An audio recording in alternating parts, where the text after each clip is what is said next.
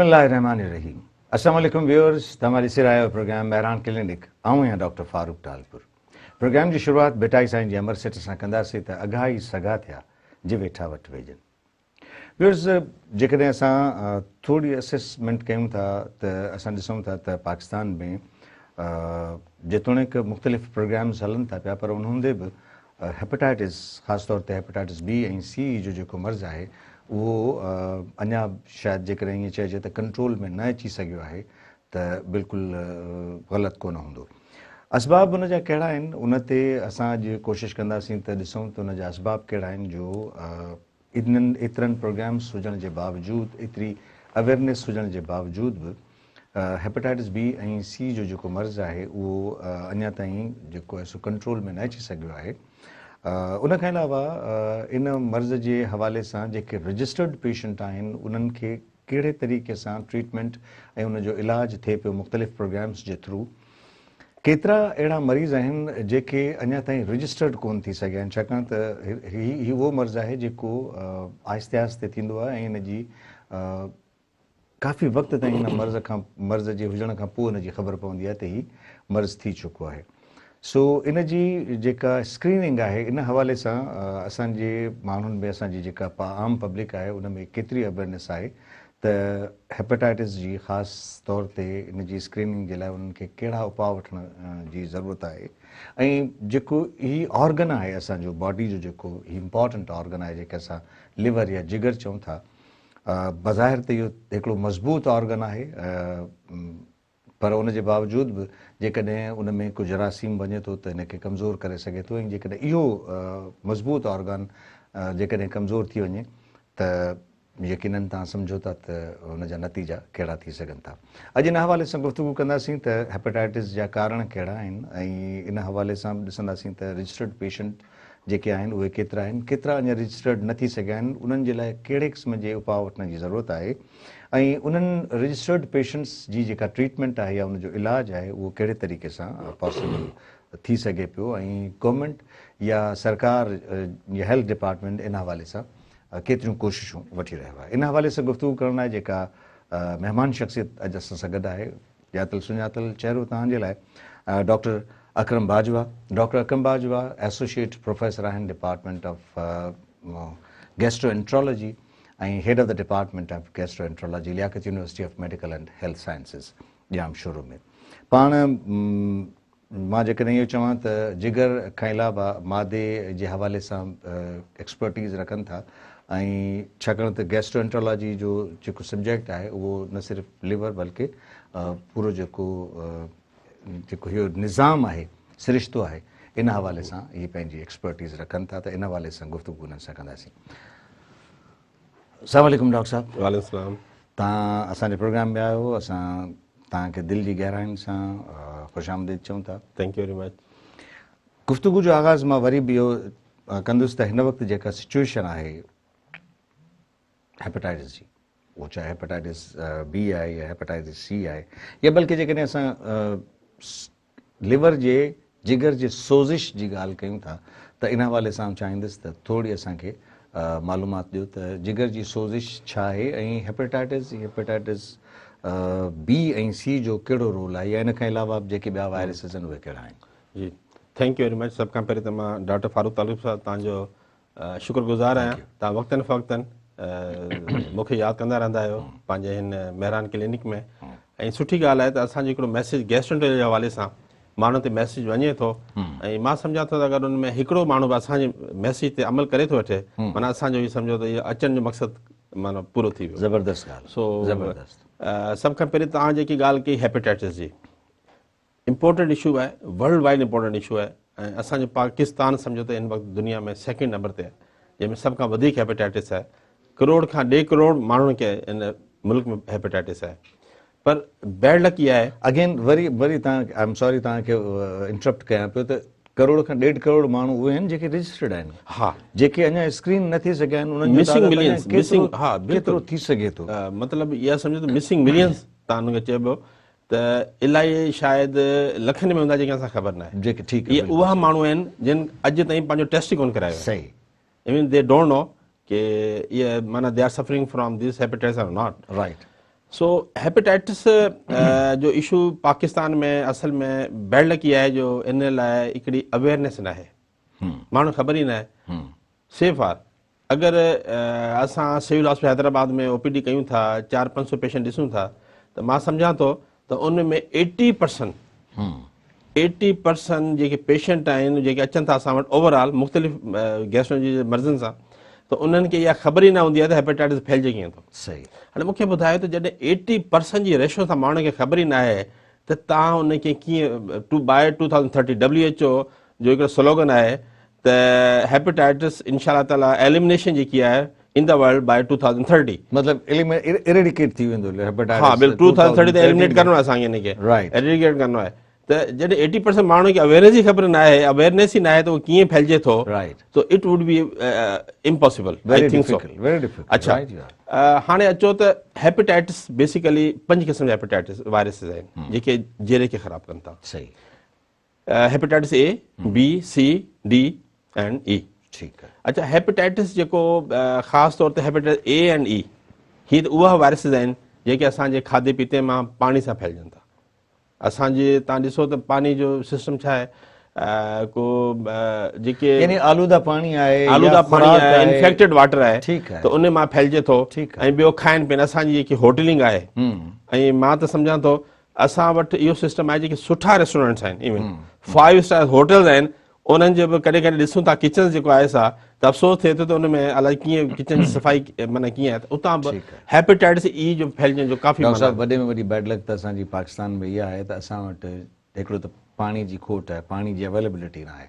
अच्छा, जेकॾहिं पाणी अवेलेबल बि आहे त उहो एतिरो त इन्फेक्टेड पाणी आहे जो जेकॾहिं उन मां असां पंहिंजा हैंड वॉश कयूं था या कोई थाम या बर्तन या सब्जियूं या फ्रूट धोई ऐं साफ़ करे खाऊं था, तॾहिं बि उहो इन्फेक्टेड थी थो वञे। This is bed luck. बिल्कुलु, यू आर राइट। त hepatitis B, C and D इहे उहा वायरसिस आहिनि जेके तव्हांजे ब्लड सां वञनि था, माना जेसि ताईं तव्हांखे ज़ख़म या उन मां कंहिं इन्फेक्टेड पेशेंट जो ब्लड न वेंदो तेसि ताईं इहो ट्रांसमिशन न थी सघंदी। ऐं सेक्सुअल ट्रांसमिशन हा थी सघे थी हेपेटाइटिस B में, माना C में सफ़ा घटि आहे पर B में वधीक हूंदी आहे, यानी को अज़दवाजी ताल्लुक़ आहे त उन सां जेको आहे। हा, ऐं हेपेटाइटिस थियण खां पोइ तक़रीबन सम्झो त 15 साल लॻनि था जहिड़े खे ख़राबु थियण में।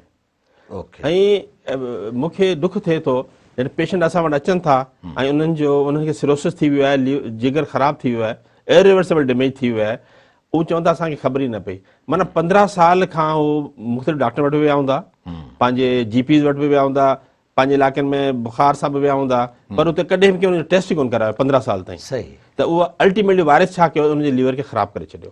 पर जॾहिं लीवर हिकु दफ़ा ख़राबु थी वञे थो पोइ उहो दुबारा इरिवर्सिबल डैमेज आहे, उहो दुबारा रिपेयर न थी सघंदो। लीवर ख़राबु थी वियो त ख़राबु थी वियो, चाहे उहो यंग हुजे, चाहे उहो 15 साल जो हुजे, चाहे 80 साल जो हुजे, पोइ सम्झो त अल्टीमेटली असांखे हिकिड़ो ई ऑप्शन हूंदो आहे जेको असांखे लीवर ट्रांसप्लांट हिकिड़ो फाइनल ऑप्शन हूंदो आहे, न त माना उन खां सवाइ पेशेंट जो सर्वाइवल न आहे। ठीकु आहे।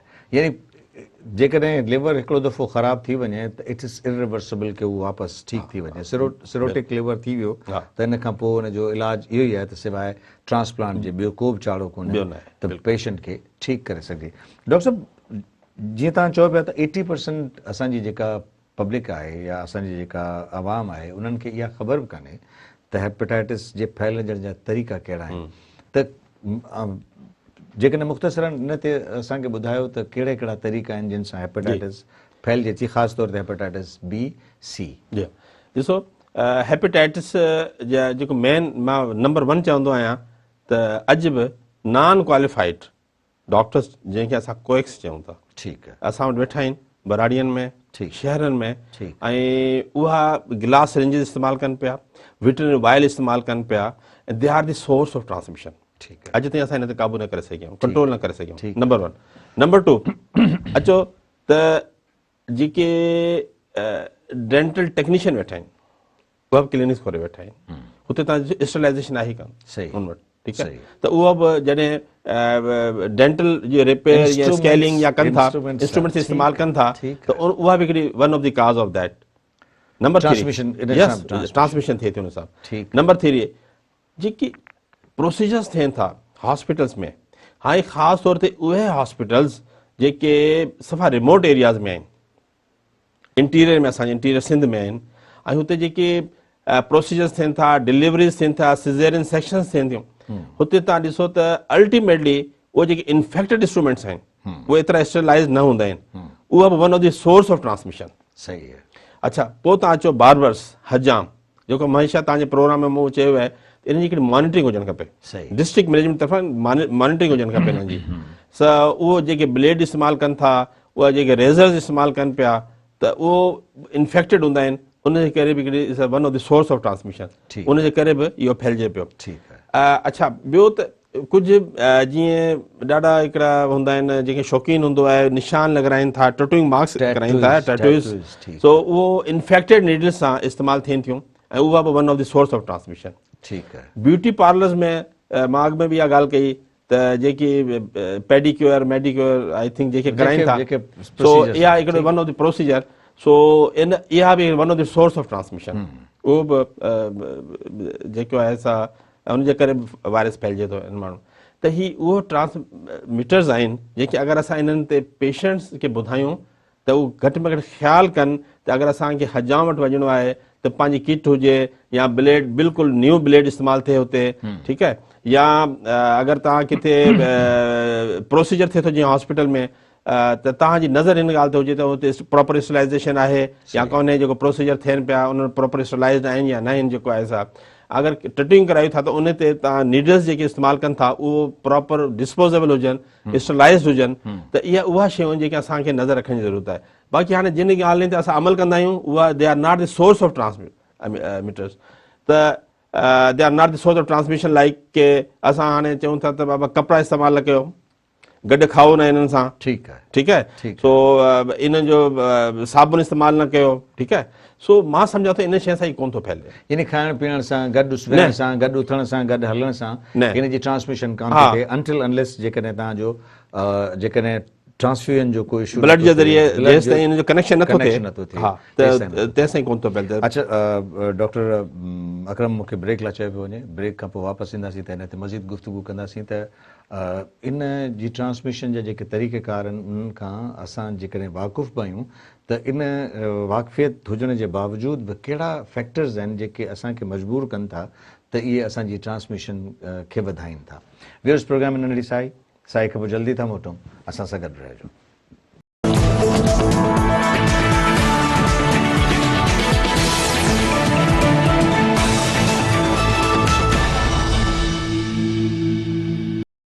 वेलकम बैक व्यूअर्स, प्रोग्राम में नंढड़ी साई खां पोइ हिकु दफ़ो ॿीहर हाज़िर आहियूं ऐं असां सां गॾु आहिनि डॉक्टर अकरम बाजवा।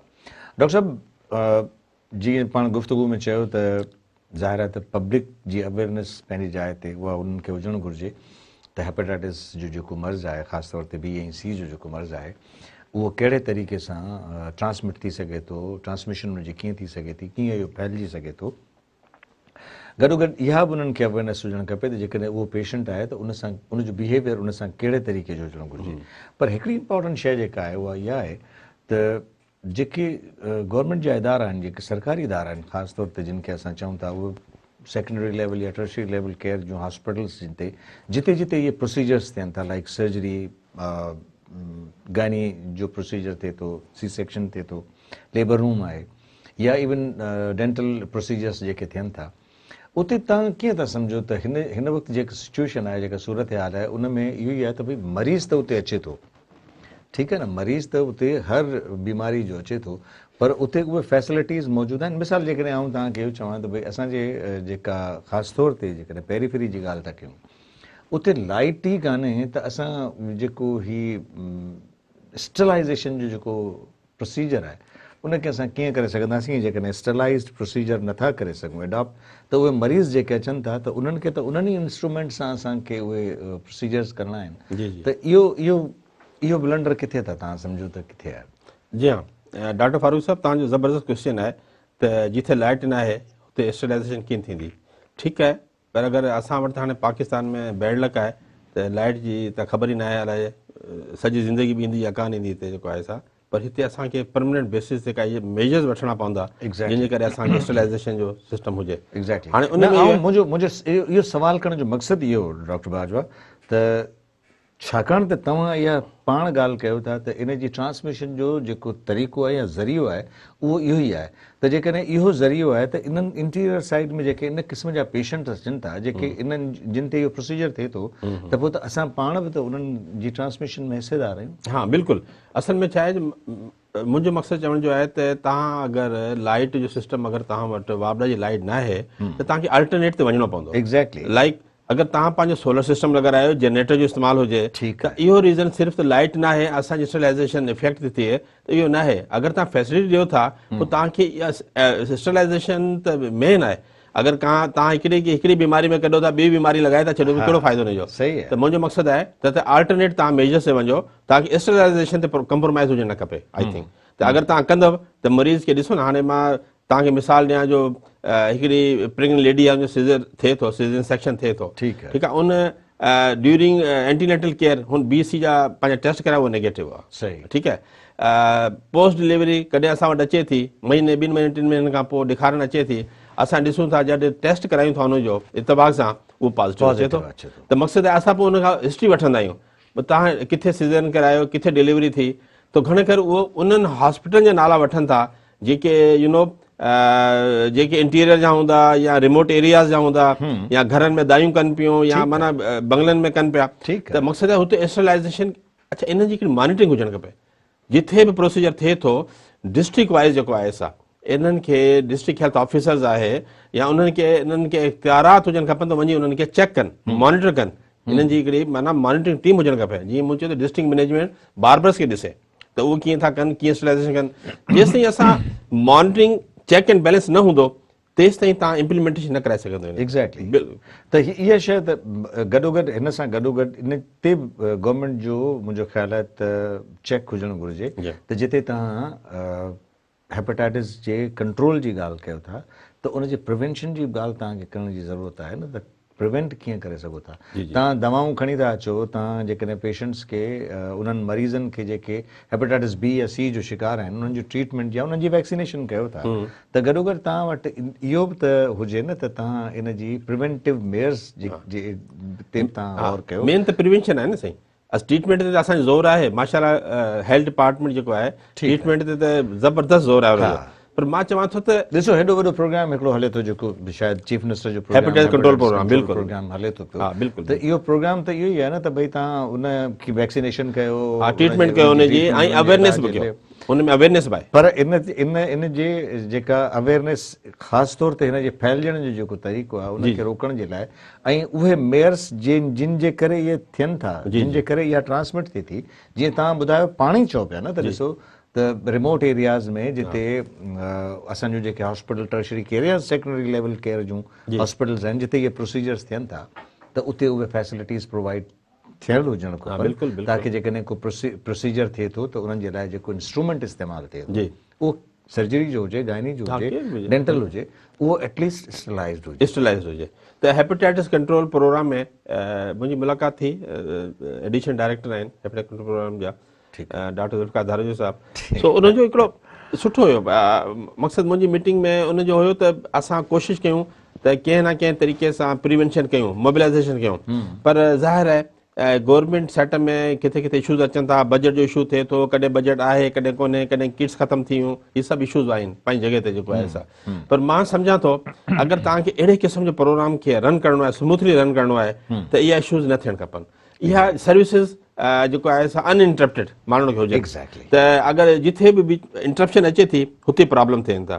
त जीअं हाणे अगरि सिविल हॉस्पिटल जी 10 खां 12,000 OPD आहे टोटल, मां चवां थो त OPD जे ॿाहिरि तव्हां हिकिड़ी कैंप लॻाए छॾियो ऐं जेको बि हुते अटेंडेंस ॾिसो, हिकिड़ो पेशेंट अचे थो 3-3, 4-4 हुननि सां गॾु मेंबर हूंदा आहिनि। त अगरि उनजी हिकिड़ो माना हिकिड़ी शर्त विझी छॾियो त जेको बि असांजो OPD अंदरि दाख़िल थींदो पहिरीं पंहिंजी स्क्रीनिंग कराईंदो। ॾिसो तव्हां इनखे बि वॾो कवर करे सघो था, माण्हुनि खे वॾो बल्क आहे। सो अगरि उन में तव्हां स्क्रीनिंग कयो, हुते जंहिंखे B सरफेस एंटीजन नेगेटिव अचे थो उते हुनजी वैक्सीनेशन करे छॾियो, तव्हां कार्ड ठाहे ॾेई छॾियो। ॾिसो इहा बि हिकिड़ी ब्लेसिंग आहे माण्हुनि लाइ। अच्छा, हर माण्हू चाहे थो त मूंखे ख़बर हुजे, मुंहिंजी वैक्सीनेशन थिए, मां बीमारी न थिए मूंखे, मां इन बीमारी खां बचां, हर माण्हू जी ख़्वाहिश आहे इहा। पर छा आहे they are unaware of that. की उन्हनि खे अवेयरनेस कीअं ॾिजे जेको आहे असां त मुंहिंजो हिकिड़ो इहो बि आहे ज़हन में इनशा ताला एडमिनिस्ट्रेशन सां मां डिस्कस कंदुसि त असांजो OPD जे ॿाहिरि हिकिड़ो असां कैम्प ठाहे छॾियूं जेके बि अचनि था उन्हनि जी बाक़ाइदा स्क्रीनिंग बि थिए ऐं हुते उन्हनि जी वैक्सीनेशन बि थिए त इन हिसाब सां हिकिड़े वॾे बल्कि असां कवर करे सघूं था हीअ सिर्फ़ु हिते न सिविल हॉस्पिटल न बल्कि हीअ इम्प्लीमेंटेशन सॼे सिंध में तमामु डिस्ट्रिक्ट लेवल तालका लेवल जो हॉस्पिटल हुजणु खपे। डॉक्टर साहब हिकिड़ी जेका इम्पोर्टेंट शइ जेका वट आई हैव ऑब्ज़र्व उहा इहा आहे त जॾहिं तव्हां कंहिं जेकॾहिं तव्हांजो प्राइवेट पेशेंट आहे उन ते या इवन तव्हां वटि OPD में को पेशेंट अचे थो त उनजी कंहिं प्रोसीजर खां पहिरीं तव्हां उनजे हेपेटाइटिस B ऐं C जो टेस्ट करायो था। बिल्कुलु त नॉर्मली इहो छो नथा इहो प्रोसीजर छो नथो अप्लाई कयो? मिसाल तव्हां वटि जेकॾहिं को पेशेंट अचे थो त उनजे बजाए जो तव्हां प्रोसीजर कयो उनखां पहिरीं तव्हां इहो टेस्ट करायो त नॉर्मली जेकॾहिं रूटीन में इहो टेस्ट कराए छॾियो त छा एॾो को महांगो आहे cost effective? It's a good suggestion. मां सम्झां थो त अगरि इहा हिन सजेशन ते अमल कयो वञे ऐं तमामु डॉक्टर्स इवन प्राइवेट में बि जेके वेठा आहिनि सिर्फ़ु गवर्नमेंट में न गवर्नमेंट OPD में त खणी बल्क आहे पर अगरि हिकिड़ो पेशेंट जॾहिं डॉक्टर साहब हिकिड़ो पेशेंट जॾहिं कंहिं डॉक्टर वटि वञे थो कंहिं कंसल्टेंट वञे थो त उन जा मुख़्तलिफ़ टेस्ट था थियनि था। बिल्कुलु थियनि था। CBC त बिल्कुलु रूटीन में बेस लाइन कराइनि था त why not this hepatitis B and C? Because it's not a habit of the GPs doctors जी इहा आदत ई न आहे ट्रेंड ई न आहे त असांखे हिन ट्रेंड ते आणणो पवंदो। ॾिसो तव्हां ॻाल्हि की न CBC LFT तव्हां कराए था वठो क्रेडिट कराए था वठो पर BC नथा करायो तव्हां। ठीकु वाए अगरि तव्हां BC कराईंदो इहो तव्हां हिकिड़ो पंहिंजी ठीकु आहे हिकु दफ़ा थियणु खपे।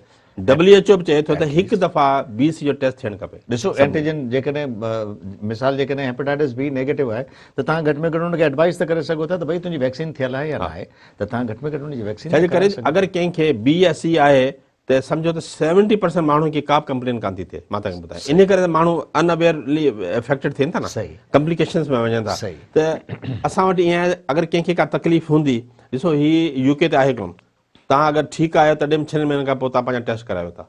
हीअ पाकिस्तान आहे पाकिस्तान में असां तॾहिं डॉक्टर वञूं था त सफ़ा असां तकलीफ़ में हूंदा आहियूं घणी तकलीफ़ में हूंदा आहियूं कोई असां पर हिते रूटीन में इहा टेस्ट थियनि ई कान था। मुंहिंजो मक़सदु आहे त 70% माण्हुनि खे हेपेटाइटिस BC में को बि कंप्लेन कान थी थिए। इन करे आफ्टर 10 to 15 ईयर्स जॾहिं पेशेंट असां वटि अचे थो हू चवे थो त हाणे पेट में पाणी पइजी वियो आहे ऐं कॉम्प्लिकेशन्स उल्टियुनि सां रत जी उल्टियुनि सां अचे पियो त असां जॾहिं ॾिसूं था उनखे त ख़बर पए थी हिनखे B या C आहे त पुछूं था तव्हांजो कॾहिं टेस्ट थियो आहे हू चवे थो साईं मुंहिंजो त कॾहिं मूंखे ख़बर ई कान्हे। हाणे हुनजो त वीचारो जहिड़ो ख़राबु थी वियो पेशेंट जो। त मुंहिंजो मक़सदु आहे इट्स अ गुड सजेशन त हर डॉक्टर खे हिकु दफ़ा पंहिंजे पेशेंट जो BC जो टेस्ट कराइणु खपे चाहे उहो पंहिंजी प्राइवेट OPD हुजे चाहे उहो सिविल हॉस्पिटल्स हुजनि government I mean tertiary care level hospital हुजनि सेकेंडरी हुजनि तालका लेवल हुजनि त इहा मुंहिंजो ख़्यालु आहे हिकिड़ी इम्प्लीमेंटेशन हिते थियणु खपे। मूंखे हिकिड़ी ॿी शइ ज़रूरु आउं पुछणु चाहींदुसि त छाकाणि त असांजा जेके व्यूअर्स आहिनि उहे असांखे ज़रूरु ॾिसंदा हूंदा ऐं न सिर्फ़ु मुल्क में बल्कि मुल्क खां ॿाहिरि बि असांजा व्यूअर्स जेके असांखे ॾिसंदा हूंदा छा इहो टेस्ट एतिरो महांगो आहे जेको नथो कराए सघिजे या आम रूटीन में जेके टेस्ट थियनि था उन्हनि जी बराबरि इहो टेस्ट आहे? ॾिसो हीअ एतिरो महांगो टेस्ट न आहे हार्डली अगरि तव्हां स्क्रीनिंग मेथड ते वञो था त मुंहिंजो ख़्यालु आहे तव्हांजा BC जा टेस्ट 400-500 में थियो था वञनि ऐं 400-500 एतिरी कॉस्ट न आहे। ठीकु आहे अगरि तव्हां इलाइज़ ते वञो था इहे तव्हां जेकॾहिं मिसाल जेकॾहिं तव्हां शुगर जो HbA1c करायो था या इवन उहो बि एतिरे जा थी था वञनि CBC करायो था त उहा बि एतिरे जा थी था वञनि त हिन जो बि रूटीन में जेकॾहिं इहो थी वञे त ॿ शयूं हुन सां डॉक्टर अकरम जो फ़ाइदो थी सघे थो। हिकिड़ो त असांजी स्क्रीन थी वेंदी हली ॿियो त असां वटि पेशेंट रजिस्टर्ड थी वेंदो बिल्कुलु घटि में घटि असांखे उनजे टोटल नंबर जी ख़बर पइजी वेंदी त असां वटि टोटल नंबर ऑफ पेशेंट्स केतिरो आहे ऐं इहा बि ख़बर पवंदी त इहो मरीज़ किथे पियो थिए। बिल्कुलु ऐं जेसिताईं तव्हां स्क्रीनिंग न कंदव तेसिताईं तव्हांखे डेटा तव्हां वटि ईंदो ई कोन।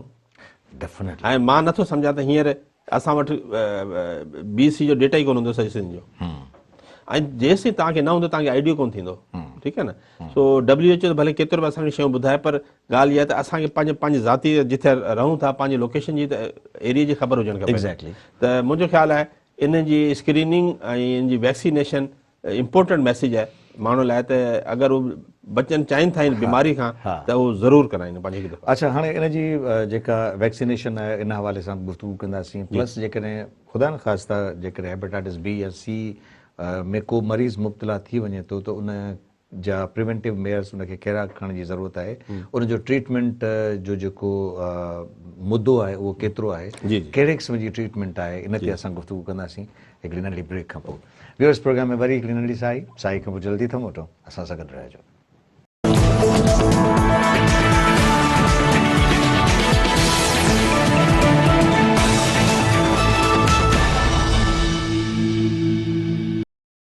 वेलकम बैक व्यूअर्स, प्रोग्राम में नंढी साई खां पोइ हिकु दफ़ो ॿीहर हाज़िर आहियूं ऐं असां सां गॾु आहिनि doctor Akram Bajwa. Doctor Akram Bajwa associate professor आहिनि department of gastroenterology, Liaquat university of medical and health sciences, Jamshoro पे। असां उन्हनि सां हेपेटाइटिस जे हवाले सां गुफ़्तगू करे रहिया आहियूं ऐं जीअं मूं इंट्रोडक्शन में चयो त पाण मादे जे बीमारियुनि जे हवाले सां एक्सपर्टीज़ रखनि था, पर गॾोगॾु गैस्ट्रोएंट्रोलॉजी जो डिपार्टमेंट जेको लियाकत यूनिवर्सिटी में इस्टेब्लिश थियो आहे, उन में कहिड़े क़िस्म जूं सहूलियतूं मौजूदु आहिनि ऐं इन डिपार्टमेंट जे हुजण जे करे पाकिस्तान में ख़ासि तौर जो जेको सिंध जो सूबो आहे, उन सिंध जे सूबे वारनि खे केतिरो फ़ाइदो रसी रहियो आहे, छाकाणि त इन खां पहिरीं सिंध में किथे बि शायदि सवाइ कराची जे गैस्ट्रोएंट्रोलॉजी जो डिपार्टमेंट कोन हो, तंहिंजे करे इहो ॾिसूं था त केतिरो जेको लोड आहे उहो गैस्ट्रोएंट्रोलॉजी वार्ड ते आहे। ऐं डॉक्टर साहब इन हवाले सां त छाकाणि त एतिरा पेशेंट आहिनि त इन डिपार्टमेंट में कहिड़े क़िस्म जी ट्रेनिंग्स थी रही आहे जो उतां कुझु ग्रेजुएट्स निकिरी पोस्ट ग्रेजुएशन करे वरी मुख़्तलिफ़ जायुनि ते कमु करे सघनि था। डॉक्टर साहब, हाणे थोरो इन ते ज़रूरु असां गुफ़्तगू कंदासीं त गैस्ट्रोएंट्रोलॉजी जो जेको इस्टेब्लिश थियो आहे, इन में यकीनन तव्हांजूं कोशिशूं काविशूं हूंदियूं, डेफिनेटली वाइस चांसलर साहब जा बि एफर्ट्स हूंदा, प्लस तव्हांजी फैकल्टी जेका आहे उहे उन्हनि जी, त हिन वक़्तु जेका सिचुएशन आहे उन सिचुएशन जे बारे में ॿुधायो त केतिरो बर्डन आहे तव्हांजे गैस्ट्रोएंट्रोलॉजी वार्ड ते, कहिड़ियूं कहिड़ियूं सहूलियतूं उते तव्हां अवेलेबल करे था ॾियो ऐं इहो कीअं वार्ड रन करे थो? जी, बहितरीनु क्वेश्चन आहे। गैस्ट्रो जे हवाले सां असां वटि civil hospital Hyderabad, Liaquat university medical sciences Jamshoro जो गैस्ट्रो डिपार्टमेंट आहे, इहो ॿ सेक्शन आहिनि, हिकिड़ो जामशोरो में आहे, ॿियो असांजो सिटी हैदराबाद में आहे। असांजो जेको जामशोरो में आहे दैट वाज इनॉग्रेटेड इन 2017, 2017 में उन कमु शुरू कयो हुते। हा, जामशोरो में एंडोस्कोपी वग़ैरह थींदी हुयूं, पर असां वटि सिटी में एंडोस्कोपी न थींदी, सिविल हॉस्पिटल हैदराबाद में। त हैदराबाद में असां 2020 में इहो डिपार्टमेंट मूं इनॉग्रेट करायो हिते 2020 में, ऐं एंडोस्कोपी स्टार्ट थी ऐं 2021 में गैस्ट्रो डिपार्टमेंट जी बिल्डिंग MS साहब खां वठी करे महिरबानी आहे डिपार्टमेंट जी, जो उन्हनि असांखे ॾिनी हिते बिल्डिंग सिविल हॉस्पिटल हैदराबाद में। त 2021 खां उहो गैस्ट्रो डिपार्टमेंट रन करे पियो। असां वटि एंडोस्कोपी 24 आवर आहे, राउंड द क्लॉक, ऐं मां सम्झां थो पब्लिक सेक्टर में पाकिस्तान में पहिरीं एंडोस्कोपी सूट आहे जेको 24 आवर्स डॉक्टर वेठा आहिनि, रन कनि पिया हुते, 24 आवर्स प्रोसीजर थियनि था। ज़बरदस्त। छो 2020 खां अॻु में तमामु जेके पेशेंट आहिनि सिविल हॉस्पिटल जेके बि हैदराबाद में ईंदा हुआ, उहे प्राइवेट साइड रेफर थींदा हुआ, प्राइवेट हॉस्पिटल्स में, ऐं हिते एंडोस्कोपी न हुई। त मां जॾहिं आयुसि एंडोस्कोपी हिते सिविल हॉस्पिटल, मूं जॾहिं जॉइन कयो लियाकत यूनिवर्सिटी, त हिते मुंहिंजी कोशिशि हुई त ग़रीबनि लाइ कुझु हुजणु खपे, त एंडोस्कोपी जो प्रोसीजर हिते थियनि खपनि। त बहरहाल अल्हम्दुलिल्लाह अल्लाह ताला मूंखे हिमत ॾिनी, ऐं उन महिल जेको आहे वाइस चांसलर साहब ऐं MS मेडिकल सुप्रिंटेंडेंट ऐं डायरेक्टर जेको एडमिन आहे, इन्हनि ॾाढी सपोर्ट कई मुंहिंजी, ऐं असां फाइनली असां कामयाबु थी वियासीं। ऐं अॼु उहो तमामु माण्हुनि खे तक़रीबन 14 डिस्ट्रिक्ट असां कवर कयूं पिया, ऐं डेली 35 खां 40 प्रोसीजर असांजा डेली थियनि पिया, 35 खां 40, कॾहिं कॾहिं 50 प्रोसीजर थी था वञनि असां वटि सिविल हॉस्पिटल हैदराबाद में। ऐं प्लस ERCP हिकिड़ो अहिड़ो प्रोसीजर आहे त उहो हिकिड़ो जेर जे नाले में पथरी कढनि या स्टेंट विझनि, इहो ॾुखियो हिकिड़ो प्रोसीजर आहे, पोस्ट फेलोशिप प्रोसीजर आहे, जेको न को हर डॉक्टर करे सघे थो गैस्ट्रोएंट्रोलॉजिस्ट, ऐं न को हिन जी फैसिलिटी अवेलेबल हूंदी आहे, छा त महांगो आइटम्स आहिनि, एसेसरीज़ आहिनि हिन जूं।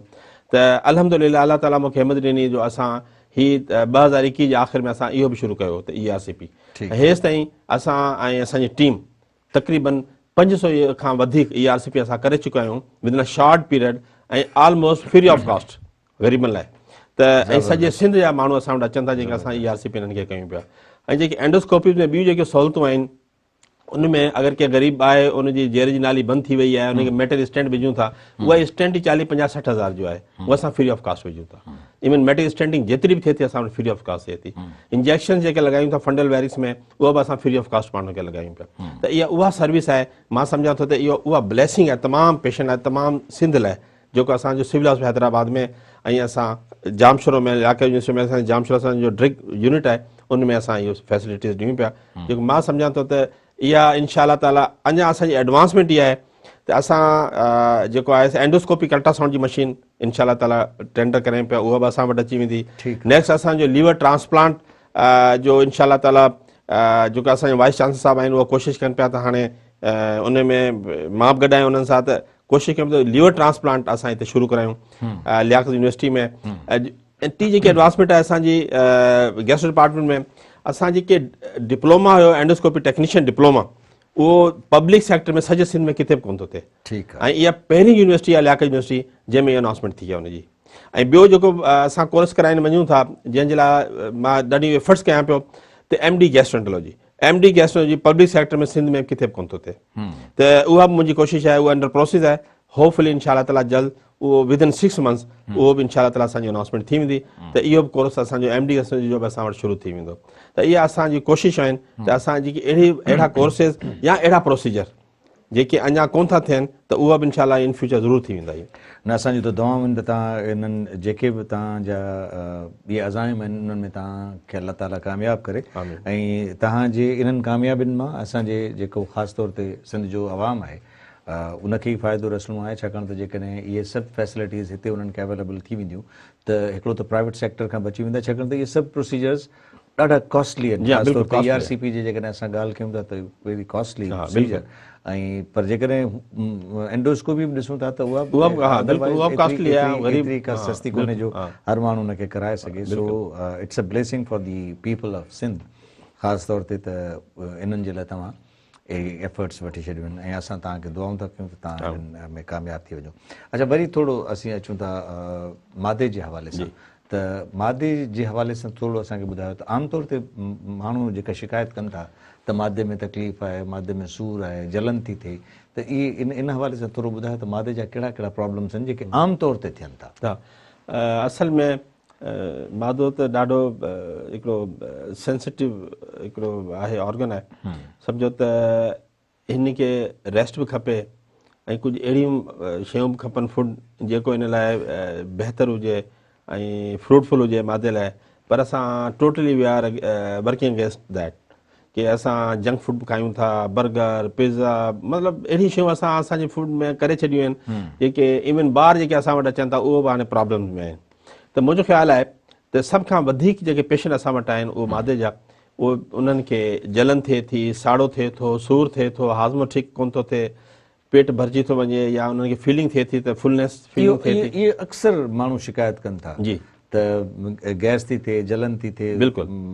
त असां वटि डिस्पेप्सिया जा जेके पेशेंट आहिनि, जेके माना इन में तमामु कंप्लेंट्स जेको कवर करे थो, डिस्पेप्सिया नंबर 1 हिन वक़्तु सभ खां वधीक असां वटि पेशेंट अचनि पिया। त मां त इहे ई चवंदुसि जेके असां वटि अचनि था, इवन जेके मूं वटि पेशेंट अचनि था, अहिड़ा बि पेशेंट हूंदा आहिनि त मां ॼण पुछंदो आहियां त तव्हां भला इहा बर्गर पिज़्ज़ा फ़िलहालु बंदि करे छॾियो मादे खे ठीकु थिए, त उहे ॾाढा परेशान था थियनि। पोइ असां कीअं भला, असांखे त आदत ई कान्हे। त मक़सदु आहे चवण जो त असां पाण ख़राबु कई आहे इहे, माना मां सम्झां थो त मैदे खे ख़राबु करण में असांजो पंहिंजो ई हथु आहे, ॿिए कंहिंजो कोन हथु आहे। ऐं तव्हां पेट भरे मानी असां एतिरी था खायूं जेसि ताईं सफ़ा माना ओवरलोड नथा थी वञूं तेसि ताईं छॾियूं कोन था। मानी खे बुख रखे माण्हू मानी खाए, जंक फूड जो अवॉइड करे, स्पाइसी फूड न खाए, राति जो सुम्हण खां 2 खां 3 कलाक अॻु में मानी खाए, मानी खां पोइ थोरो माना चहलकदमी थिए। माना इहा अगरि असां इन्हनि शयुनि ते अमल कंदासीं त मुंहिंजो ख़्यालु आहे 50% तव्हांजो मसइलो हल थी वेंदो। अलाह करे इन ते असांजा जेका पब्लिक आहे उन ते अमल करे, न त अदरवाइज़ त असां ॾिसूं था त जेके ख़ासि तौर ते राति जे टाइम ते जेके फूड स्ट्रीट्स आहिनि उहे भरी पियो, फुल ऑफ पीपल, ऐं पूरी फैमिली सां गॾु अची माण्हू हुते इहे मानी खाइनि था, इंजॉय कनि था। केतिरो नुक़सानु उन्हनि में इन्हनि खां थी सघे थो। असां वटि त इहो कॉन्सेप्ट आहे त असां बैलेंस्ड डाइट इस्तेमालु कयूं। हाणे थोरो बैलेंस डाइट जी जेकॾहिं ॻाल्हि कयूं था त बैलेंस डाइट कहिड़ी आहे? ॾिसे, असांखे मैक्सिमम 2000 to 2500 किलो कैलोरीज़ असांजी रिक्वायरमेंट आहे एडल्ट जी हिकिड़ी ॻाल्हि कयूं था, 2000 खां 2500 ताईं किलो कैलोरीज़। ठीकु आहे। हाणे असां अगरि नज़र विझूं त असांखे इहे ख़बर न आहे त असां हाणे विंटर सीज़न हले पियो, इन में काजू बि खाए था वञूं, अलाए केतिरो आलमंड्स बि खाए था वञूं, उन्हनि ठीकु आहे नट्स आहिनि। सो इन्हनि में तव्हां सम्झो त 500-600 किलो कैलोरीज़ अगरि असां वेही करे तक़रीबन 1500 ताईं किलो कैलोरीज़ खाई था वञूं असां, ऐं उहे जंहिं खाते में न आहिनि। उन खां पोइ असां 3 टाइम मानी बि खाईंदा आहियूं। ठीकु आहे। पोइ असांखे राइस बि खाइणा आहिनि। त असांखे जेकी ऑयली स्पाइसी जंक फूड बि खाइणो आहे, कॾहिं कॾहिं कोल्ड ड्रिंक्स जो बि इस्तेमालु करणो आहे, त मां सम्झां थो असांजी किलो कैलोरीज़ वञी ॿियनि थियूं तक़रीबन मोर देन 3000। ठीकु आहे 3000, 3500, 4000 ताईं असां खायूं था। अच्छा, एक्सेस जेकी यानी फैट आहे हाणे कहिड़ा वेंदी आहे, पोइ छा थिए थो, तव्हांजी नसनि में, बॉडी में तव्हांजी बॉडी में डिपॉज़िट थिए थी, deposition। तव्हांजे लीवर में थिए थी, fatty liver, fatty liver very important. BC खां पोइ थर्ड जेको काज़ आहे उहो फैटी लीवर आहे, लीवर खे ख़राबु करण में। ठीकु ऐं is a third most common cause of liver transplant in the world. पर असां फैटी लीवर खे कुझु सम्झूं कोन था, फैटी लीवर आहे को मसइलो कोन्हे का, ठीकु आहे। पर हा, अच्छा, हाणे एक्सेस फैट जी डेपोज़िशन आहे, उन सां तव्हांखे हार्ट अटैक्स थियनि पिया। एक्सेस जेकी बि शइ थिए थी Exactly। उनखे हार्ट अटैक थियनि, स्ट्रोक थियनि पिया, ठीकु आहे ठीकु आहे। उन खां पोइ तव्हांखे फैटी लीवर ख़राबु थियनि पिया माण्हुनि जा, तव्हांखे ब्लड प्रेशर वधे पियो, ठीकु आहे। कंहिंखे शुगर आहे त अञा डबल फैक्टर थी वियो। त हीअ सभु शयुनि ते असांखे कंट्रोल करिणो पवंदो। असांखे विदिन 2000 किलो कैलोरीज़ डेली असांखे एक्सरसाइज़ 20 to 25 मिनट्स 5 days पर वीक असांखे ज़रूरु करणु खपे। ठीकु आहे त एक्टिविटी ज़रूरी हुजनि। ॿार आहिनि, हींअर तव्हां ॾिसो त असां वटि जेके घणो करे ॿार अचनि पिया उहो ओबीस आहिनि, फैटी आहिनि, छो उहो घर में सिर्फ़ु मोबाइल ॾिसनि पिया वेही करे। हाणे जेकी हुनजी एक्टिविटी हुई साइकिलिंग, क्रिकेट खेॾनि, उहा आहे ई कोन एतिरी घणी, फिज़िकल एक्टिविटी कान्हे, त फिज़िकल एक्टिविटी न आहे। त असांजो एडल्ट पॉपुलेशन हुजे चाहे चाइल्ड पॉपुलेशन हुजे, अगरि तव्हांखे फिज़िकल एक्टिविटी न हूंदी त असां सफ़र कंदासीं, त असांजी डाइट बैलेंस न हूंदी। ऐं असां एक्सेस में असां कैलोरीज़ वठूं पिया, एक्सेस में असांजो कोलेस्ट्रॉल डिपोज़िशन थिए पई, ट्राइग्लिसराइड तव्हांजा डिपोज़िट थियनि था लीवर में ऐं लीडिंग टू फैटी लीवर। त इहा अॻिते हली तव्हांजे लाइ ॾाढो ख़राबु थींदो आहे। असांजो लाइफ स्टाइल तमामु तब्दील थी वियो आहे, सेडेंटरी लाइफ स्टाइल थी वियो आहे। असां कोई बि जेको कमु आहे, फिज़िकल कमु आहे, उहो न करण खां बिल्कुलु परे हटी विया आहियूं। इन हाणे असां वेही सभु कुझु करण जा आदी थी विया आहियूं। असां घर मां निकिरणो आहे तॾहिं गाॾी में निकिरणो आहे, घर में वेठा तॾहिं इवन असांखे जेकॾहिं टेलीविज़न ऑन करिणो आहे त उनजे लाइ उथी न, हाणे असां वटि रिमोट हूंदो आहे जेको असांखे फिंगर टिप्स ते असां उनखे इहो करे सघंदा। त सेडेंटरी लाइफ मां जेके असांखे नुक़सान थियनि था, थोरो इन हवाले सां ज़रूरु आउं चाहींदुसि त उहे माण्हू जेके बिल्कुलु फिज़िकल एक्सरसाइज़ नथा कनि त उन्हनि खे केतिरो। हा, मूं तव्हांखे अर्ज़ु कई त अगरि तव्हांजी फिज़िकल एक्टिविटी न आहे ऐं तव्हां वेही करे कैलोरीज़ वधाईंदा पंहिंजे जिस्म जी, त उहो excess calories would deposit in your body in the form of the fat. सही। ऐं फैट डिपोज़िट जा जेके बि नुक़सान आहिनि, उहो चाहे हार्ट अटैक जी सूरत में हुजनि, चाहे स्ट्रोक जी सूरत में हुजनि, चाहे फैटी लीवर जी सूरत में हुजनि, चाहे हाई ब्लड प्रेशर जी सूरत में हुजनि, पोइ उहो तव्हांखे सभु थींदा। अगरि तव्हां बचणु चाहियो था इन तमामु कॉम्प्लिकेशन्स आहिनि बीमारियुनि खां, इन जो वाइद हाल इहो आहे त तव्हां एक्सेस में जेके बि तव्हां कोलेस्ट्रोल वठो था या मतिलबु स्पाइसी या ऑयली शयूं या चिकनाई वारी शयूं जेके वठो था, उहो उनजी हिकिड़ी लिमिट हुजणु खपे, नंबर 1। नंबर 2, मैदे खे ठीकु करण लाइ मां चवंदुमि त ज़रूरु तव्हांखे बुख रखे मानी खाइणी आहे, भले ॾींहं में 3 दफ़ा खाओ पर थोरी खाओ। असां वटि पेशेंट अचनि था, असां जॾहिं चऊं था त तव्हां मानी, जंहिंसां मानी खायूं कोन था एतिरी, मुंहिंजो पोइ बसि हिकु दफ़ा ई मां खाईंदो आहियां। मुंहिंजो यार सॼो ॾींहुं छो था बुख रहो, त पोइ राति जो एतिरी देरि खाऊं जो सॼे ॾींहं जो माना रिकॉर्ड तोड़े था छॾियूं। That is bed habit. तव्हां 3 दफ़ा खाओ, थोरी थोरी खाओ, राति जो सुम्हण खां 2 खां 3 कलाक में खाओ, ठीकु आहे। So it would help in improving your health. त तव्हांखे एक्सेस कैलोरीज़ न वेंदियूं ऐं तव्हां बहितर रहंदव उनखे। इहे सभु कॉम्प्लिकेशन आहिनि। त मुंहिंजो ख़्यालु आहे असांखे we have to change our life style.